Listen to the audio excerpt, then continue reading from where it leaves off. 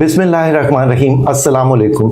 The doctor show with doctor Mohammad Shahid के एक और प्रोग्राम के साथ खुशामदीद। रमज़ान बहुत करीब है और रमज़ान से पहले शुगर के मरीज़ों को क्या एहतियात करनी चाहिए, अपने डॉक्टर से कब मिलना चाहिए, रमज़ान के दौरान क्या कॉम्प्लिकेशंस हो सकती हैं ऐसे मरीज़ों की जिनको शुगर है और उनकी शुगर अनकंट्रोल्ड है।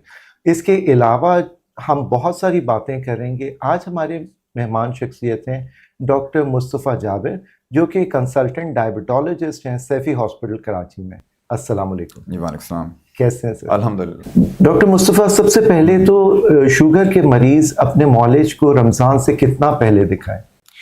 देखिए, आइडियली जो है हर शुगर के पेशेंट को रमज़ान होने से पहले उसकी तैयारी, जैसे हर चीज़ की, हर इम्तिहान की तैयारी पहले की जाती है, बिल्कुल उसी तरह जो रमज़ान की तैयारी है वो at least 3 months prior to Ramzan हो जानी चाहिए, स्टार्ट होनी चाहिए। ठीक है। जिसमें आपको ये असेस कर लेना है अपने अंदर से कि मेरी शुगर लेवल्स कितनी कंट्रोल है, मेरा ब्लड प्रेशर कितना कंट्रोल है, जो मैं अद्वियात ले रहा हूँ वो काफ़ी हैं, नाकाफ़ी हैं, और जो कुछ इन्वेस्टिगेशंस हैं, कुछ टेस्ट हैं, वो भी मरीज को जो है वो पहले करवा लेना चाहिए। ये कौन से टेस्ट हैं जो कि शुगर के मरीज करा के अपने डॉक्टर के पास जाएं? जो सबसे अहम टेस्ट है शुगर के लिहाज से वो तो 3 महीने का जो एवरेज शुगर टेस्ट जिसको हम कहते हैं HbA1c, वो बहुत अहम है। इसके साथ कोलेस्ट्रॉल का टेस्ट, फास्टिंग लिपिड प्रोफाइल है। आपको अपना क्रेटिनिन जरूर देखना है कि आपकी कोई किडनी कॉम्प्लिकेशंस तो डेवलप नहीं हुई है, या अगर आपके अंदर ऑलरेडी किडनी की कोई कॉम्प्लिकेशन है तो वो किस स्टेज पे हैं, कितना एडवांस कर गए आप। सही। तो उसमें यूरिया, क्रेटिनिन, GFR इसकी बहुत ज़रूरत है। इसके साथ यूरिन DR कि अगर कोई UTI तो नहीं है, यूरिन इन्फेक्शन तो नहीं आपका भी लेकर आप घूम रहे हैं, या बहुत हाई शुगर लेवल्स आपके यूरिन में तो लीक नहीं कर रहे हैं, तो ये टेस्ट बहुत जरूरी है। डॉक्टर मुस्तफ़ा, आपने 3 महीने का कहा, लेकिन हमारे मरीज आखिरी दिन आते हैं कि डॉक्टर साहब कल रोज़ा है, उससे पहले बताएं, हम तो रोज़ा ज़रूर रखेंगे। ऐसे मरीजों के लिए क्या? अनफॉर्चुनेटली आपकी बात बिल्कुल दुरुस्त है कि जो हमारी OPD होती है उसमें जो सबसे ज़्यादा बम्बार्डमेंट होती है वो बिल्कुल आखिरी के दिनों में होती है, जो लास्ट वीक होता है। ठीक है। और उस वक्त पेशेंट हमारे पास आता है और वो कहता है कि भाई ये मुझे रोज़ा रखना है, 5 दिन बाद 6 दिन बाद रमज़ान है और मैं स्टार्ट करना चाह रहा हूँ, और अब आप मेरी डोज को एडजस्ट कर दें। ना उनके पास कोई शुगर मॉनिटरिंग की चार्टिंग होती है। सही। कभी कभार तो उनको अद्वियात भी याद नहीं होती। जब हमारी OPD में लैंड अप होते हैं तो उनको ये भी नहीं मालूम होता मैं क्या दवाई खा रहा हूँ या क्या खा रही हूँ। ठीक है। तो ये अनफॉर्चुनेटली एक है हमारे कम्युनिटी में, और इसमें बहुत ज़रूरी है कि हम पहले ही से उसकी आगाही जो है वो क्रिएट करें, लोगों में अवेयरनेस क्रिएट करें, ताकि लोगों को ये अंदाजा हो जाए कि भाई जहाँ आपको एंड में जाना है तो आप थोड़ा पहले चले जाएं, ताकि आपकी जो अद्वियात है उसको एडजस्ट कर सकें। और अगर आपकी कोई रूटीन इन्वेस्टिगेशन में कुछ गड़बड़ आती है तो उसको भी जो है वो डॉक्टर एड्रेस कर सके प्रायर। ये जो अमेरिकन डायबिटीज़ एसोसिएशन की गाइडलाइंस हैं, इसमें 2026 की गाइडलाइंस में रमज़ान में रिस्क असेसमेंट है ऐसे मरीजों के लिए जिनको शुगर है। ये रिस्क असेसमेंट क्या होती है रमज़ान से पहले? रिस्क असेसमेंट यही होती है कि इसमें हमने 3 जोन में भी डिवाइड करते हैं ना, एक रेड जोन है, एक येलो जोन है, और एक जो है वो ग्रीन जोन है। ठीक है। तो 3 जोन्स के अंदर हम डिवाइड करते हैं। उसमें हम ये देखते हैं कि अगर एक पेशेंट को लास्ट 3 मंथ्स के अंदर हाइपोस के एपिसोड हुए हैं, कितने एपिसोड हाइपोस के हुए हैं, यानी शुगर लो होना, कितने लो शुगर हुई है उसको, कितने बार उसको ऐसा हुआ है कि उसकी शुगर लो हो गई, कितनी बार ऐसा हुआ कि उसकी शुगर लो हुई और उसको इल्म ही नहीं हुआ, उसका पता ही नहीं चला। ठीक है। और उसकी कितनी शुगर हाई रह रही है लास्ट 3 मंथ्स के अंदर। ठीक है। फिर उसके बाद ये है कि अगर आपको कोई आई प्रॉब्लम है, ऑलरेडी आपको कोई आई प्रॉब्लम है, तो उसका भी आपको जानना जरूरी है कि वो किस स्टेज पे है। किडनी आपको अगर कोई प्रॉब्लम कर रही है तो उसकी स्टेजिंग आपको करना जरूरी है कि आप स्टेज 1 पे, स्टेज 2 पे, स्टेज 3 पे। क्योंकि रेड जोन के अंदर हम कहते हैं कि स्टेज 4 या 5 के पेशेंट जो है वो रोजे को मना करते हैं, बिल्कुल उसमें अवॉइड करते हैं। सही। फिर यही है कि जो टाइप 1 पेशेंट्स हैं वो भी उसमें देखा जाता है कि उनकी शुगर लेवल्स कितनी कंट्रोल है, आया वो रख सकते हैं कि नहीं रख सकते। ठीक है। जो लोग सिर्फ अद्वियात पे हैं या सिर्फ अपनी लाइफस्टाइल पे हैं, उनके लिए तो बड़ा खुला रास्ता है, वो आराम से रमजान में दाखिल हो सकते हैं। मगर वो लोग जो कि इंसुलिन के 2 शॉट पे हैं, 3 शॉट पे हैं, उनके लिए थोड़ी सी पेचीदगियों का उनको सामना करना पड़ सकता है रमजान में। सही। अब रमजान में से पहले रिस्क असेसमेंट आपने कर लिया, अब मरीज को इजाज़त भी दे दी, अब रमज़ान शुरू हुआ। रमज़ान शुरू होने में पहले जो रोज़े होते हैं उसके अंदर क्या एहतियात करनी चाहिए ऐसे मरीजों को? सबसे पहली चीज़ तो ये है कि वाटर इनटेक आपको ना, डिहाइड्रेशन नहीं होना चाहिए। ठीक है। डिहाइड्रेशन बहुत सारी कॉम्प्लिकेशंस को जन्म देगा। ठीक है। तो यही बात है कि आपको वाटर इनटेक अपना जो है ड्यूरिंग द रोज़ा तो नहीं पीते आप, तो आपके पास जो टाइम ऑप्शन होता है वो सहर का होता है, फिर अफ्तार के बाद होता है। ठीक है। अनफॉर्चुनेटली उस पीरियड में हम अपने आप को इतना डंप कर लेते हैं खाने पीने से, यानी इतनी चीजें हम ले लेते हैं कि हमारे पास पानी की गुंजाइश नहीं रहती, हमारे पास ऑप्शन नहीं रहता। हम कहते हैं हमने इतनी सारी चीजें खा ली हैं, पानी नहीं भी पिए तो चलेगा। सही। तो हमें इस बात पे फोकस करना है कि हमें अपने एवरेज पूरे दिन का जो है, जो हम उसको डेफिसिट है उसको पूरा कर सकें सहर और अफ्तार के अंदर, जिसमें 8 ग्लास वाटर हम कहते हैं कि लें। आइडियली मैं अपने पेशेंट्स को ये कहता हूँ कि आपके पास एक बोतल होनी चाहिए लीटर 1.5 लीटर की, और आप वो देखें कि पूरे सहर अफ्तार में आपने उसको पूरा किया कि नहीं किया। ठीक है। फिर शुगर मॉनिटरिंग, जैसे आपने पहले बात की कि शुगर मॉनिटरिंग करना बहुत जरूरी है कि आपकी सहरी से पहले कितनी शुगर है, ड्यूरिंग द रोजा आपकी कितनी शुगर है, अफ्तार के टाइम पे, अफ्तार के बाद कितनी शुगर है, ब्लड प्रेशर आपका कितना मॉनिटर हो रहा है, मेंटेन कर रहे हैं आपके नहीं कर रहे हैं। डॉक्टर मुस्तफ़ा, बहुत सारे लोगों के जहन में ये सवाल है कि रमजान के दौरान रोजे में शुगर चेक कर सकते हैं या नहीं कर सकते? इसमें 2-3 मकतबा फिक्र हैं जो कुछ लोग अलाउ करते हैं, कुछ लोगों के अंदर ये इजाजत दी गई है कि रोजे के दौरान आप शुगर को चेक कर सकते हैं, मगर कुछ लोग ऐसे भी हैं, कुछ फिरके ऐसे भी हैं हमारे यहाँ जिनमें जो है वो ड्यूरिंग द रोजा आपको शुगर चेक करना अलाउ नहीं है। लेकिन गाइडलाइंस क्या कहती हैं? गाइडलाइंस तो हमें अलाउ करती हैं कि आप ड्यूरिंग द रोजा शुगर चेक कर सकते हैं, आप 12 बजे तक भी आपको चेक करना चाहिए, क्योंकि बिल्कुल पीक पे होता है उस वक्त आपका दिन। ठीक है। तो उस वक्त आपकी शुगर कितनी लो है, कितनी हाई है। इसी तरह फिर आपको अफ्तार से कबल, जैसे ही आपका रोजा आप खोलने वाले हैं, तो उससे पहले आपकी शुगर जो है वो कितनी है, ठीक है, क्योंकि वो आपकी एक फास्टिंग शुगर कहलाएगी। ये शुगर कितनी कम हो तो रोजा अफ्तार कर लेना चाहिए और कितनी ज्यादा हो तो आपको रोजा अफ्तार करना चाहिए?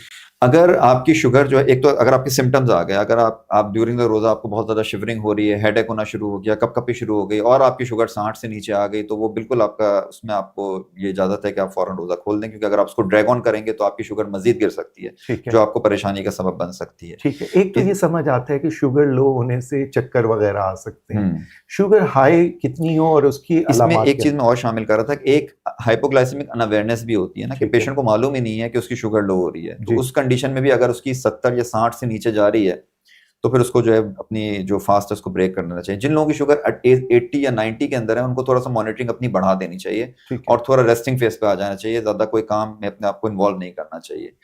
दूसरा जो सवाल है आपका, कितनी हाई शुगर हो, तो आपकी अगर शुगर 300 या उससे ऊपर तजावुज कर रही है, तो आइडियली हम कहते हैं ये आपके ऑर्गन्स को डैमेज करेगी, आपको डिहाइड्रेशन और कर सकती है, ठीक है, ये कोई और कॉम्प्लिकेशंस का सबब बन सकती है, तो उसमें आपको अपनी फास्ट को ब्रेक कर देना चाहिए। बहुत से मौलिज ये भी सवाल करते हैं कि पिछला रमजान आपका कैसा गुजरा है, उसके अंदर शुगर कैसी रही। इस सवाल करने का क्या मकसद है?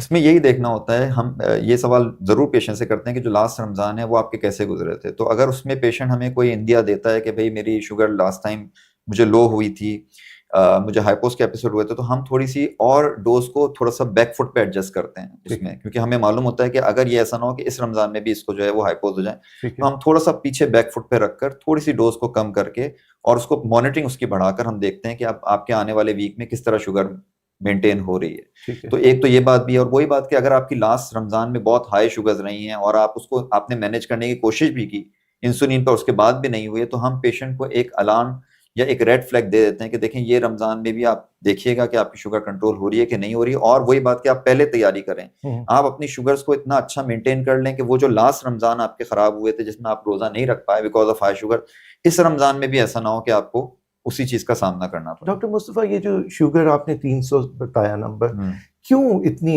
लो तो समझ आता है, लेकिन शुगर हाई होने से क्या हो सकता है? शुगर हाई होने से ये हो सकता है कि जो कॉम्प्लिकेशंस हैं वो आपकी एग्रेवेट हो जाती हैं। जैसे आपकी जो एक कॉम्प्लिकेशन होती है जिसमें हम एथेरोस्क्लेरोसिस कहते हैं, जो आपकी जो खून की शरियानें हैं उसमें जो खून की रवानी है वो कम हो जाती है, और डिहाइड्रेशन ऑलरेडी उसको वर्सन कर रहा होता है, और हाई शुगर्स जो है वो और उसको खराब करती हैं। फिर अगर किसी को रेटिनोपैथी है या आई प्रॉब्लम्स हैं, वो हाई शुगर्स के अंदर बहुत ज्यादा वर्सन हो जाएंगे। ठीक है।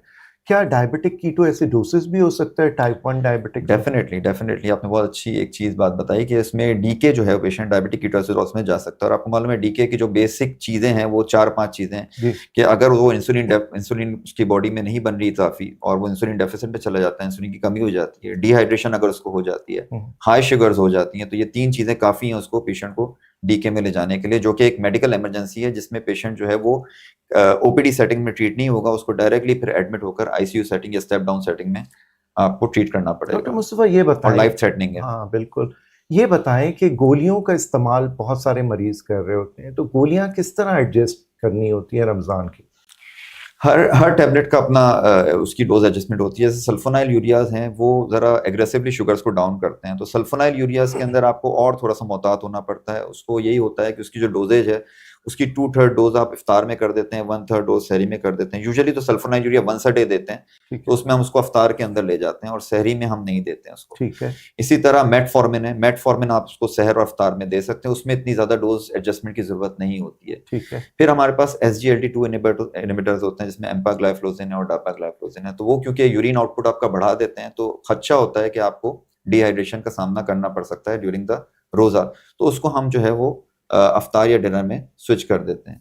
इसके अलावा जो ग्लाइटाजोन्स आते हैं TZDs, तो उसको जो है वो आप उसकी डोज की एडजस्टमेंट अमूमन जरूरत नहीं होती है करने की। DPP-4 इनहिबिटर्स का बताएं।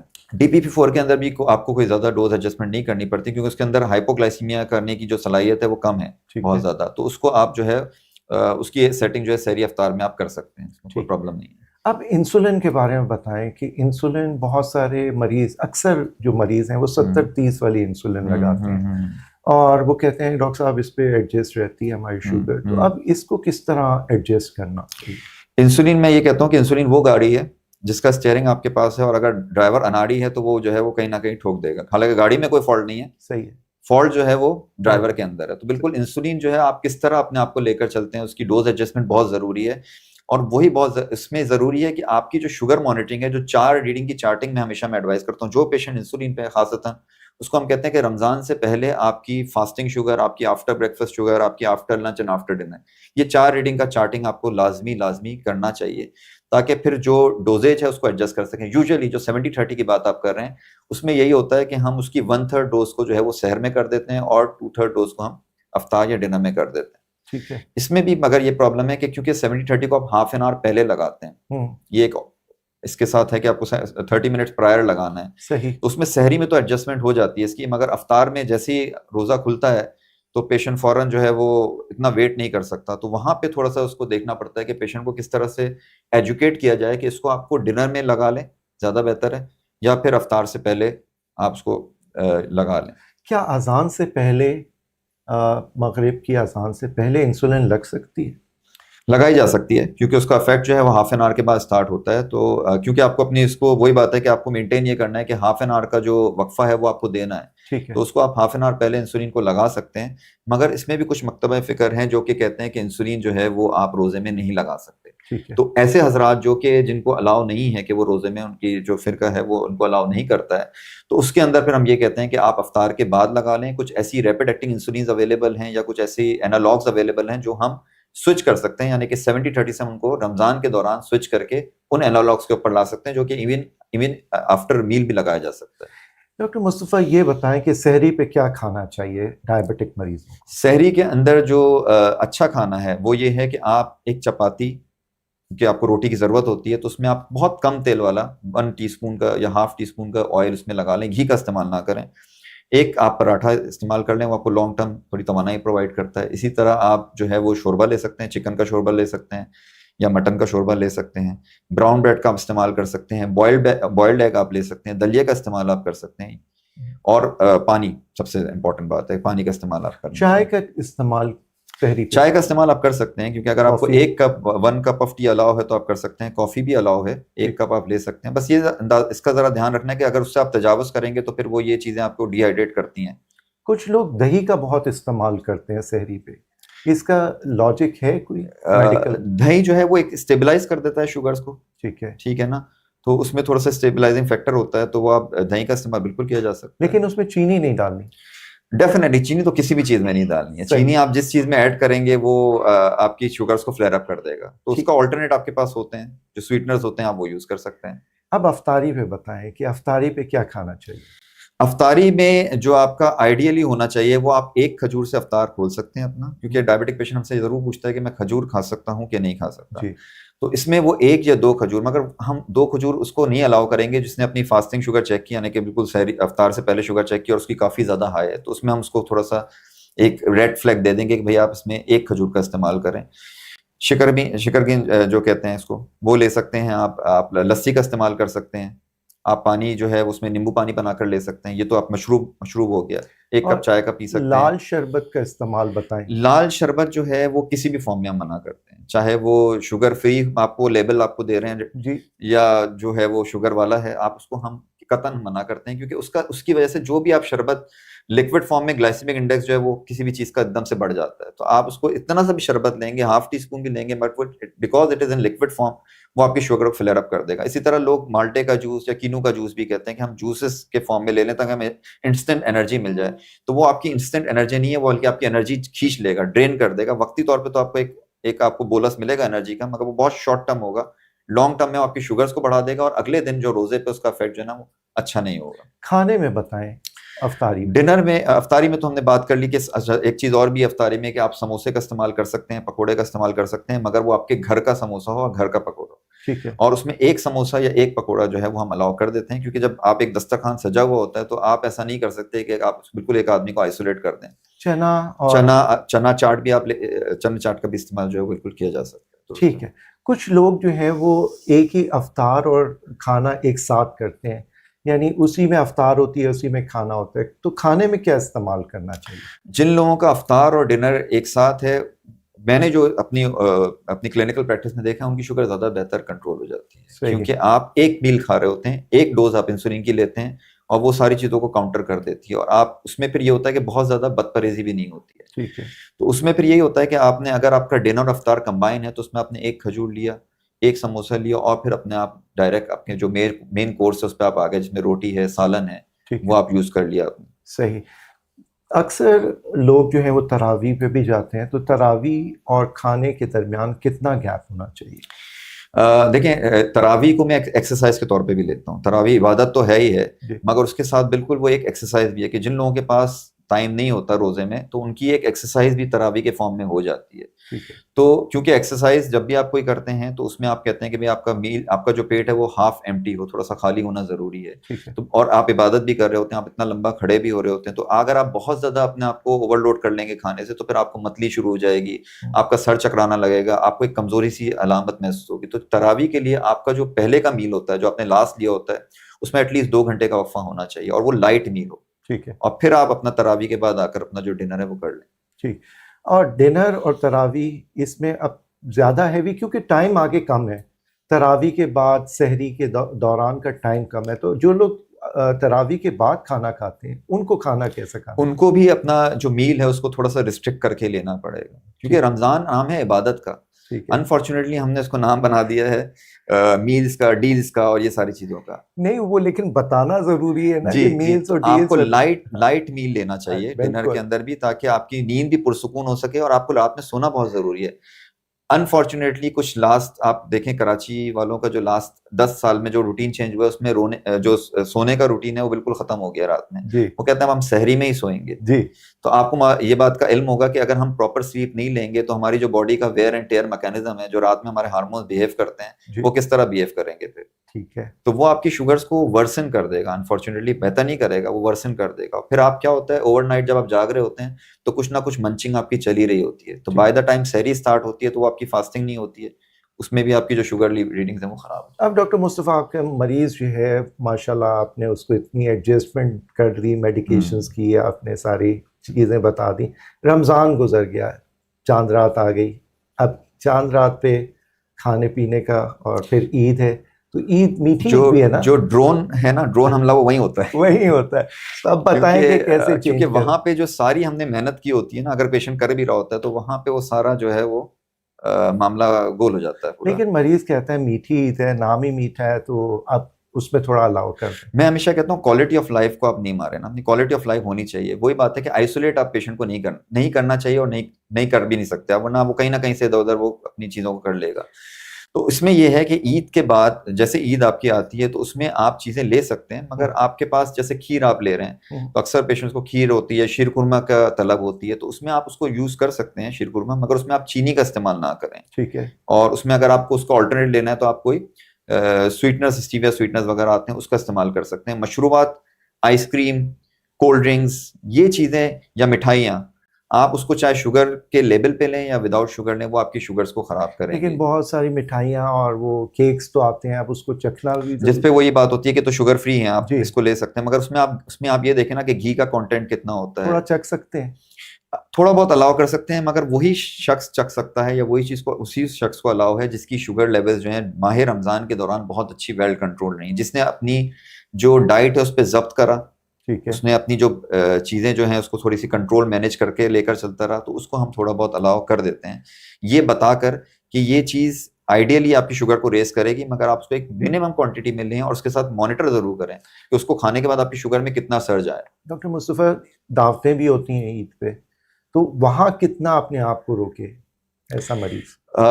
दावतों में भी यही है कि अगर जैसे इसमें हम पेशेंट्स को ये एडवाइस करते हैं, जैसे फर्ज करें आपको लंच में किसी ने इनवाइट किया है, तो फिर आपका जो ब्रेकफास्ट है उसको आप बहुत ही नॉमिनल रखें, जिसमें आप उसमें बॉइल्ड एग ले लें या मल्टीग्रेन ब्रेड ले लें, आपका ब्रेकफास्ट बहुत लाइट रखें और लंच में फिर आप एतदाल से खाएं ना। ठीक है। कि अगर आपका चावल है, बिरयानी बनी है, तो वो भी ऑब्वियसली शुगर को तो बढ़ाएगी, उसकी क्वांटिटी को बहुत कम कर दें।